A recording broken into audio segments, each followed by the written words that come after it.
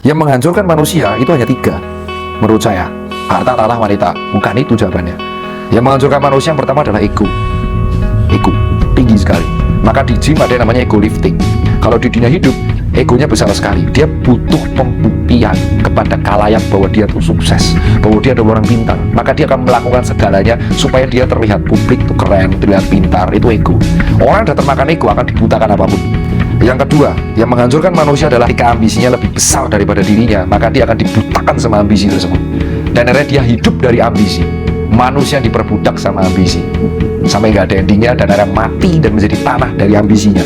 Dan ketika dia tua, dia sadar bahwa dia sudah tua, dia umur 60, dan dia tidak telat untuk mengulang waktunya karena dia tidak berbudak ambisi. Ambisi itu sangat bahaya, bro. Dan manusia itu hancur ego, ambisi. Yang ketiga apa? Ego, ambisi. Dan yang ketiga adalah hancur karena mimpinya. Manusia hidup dari mimpi? Enggak.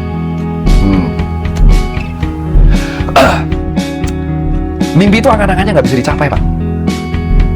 Angan-angan yang bisa dicapai itu namanya cita-cita, goal. Mimpi itu hope. Hope itu unlimited dan nggak bisa dicapai.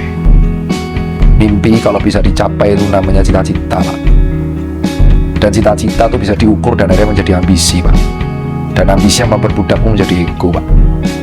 Dan itulah tujuan kalian belajar, supaya kalian bisa membedakan mana ego, mana ambisi, dan mana mimpi. Loh dok, tapi bermimpi itu penting. Betul, bermimpi itu penting. Sampai kalian tahu bahwa kalian tua dan bentar lagi mati, dan kalian nggak bisa memenuhi mimpi itu. Jadi kalian hidup dari penyesalan, coy. Itu yang sebenarnya membedakan.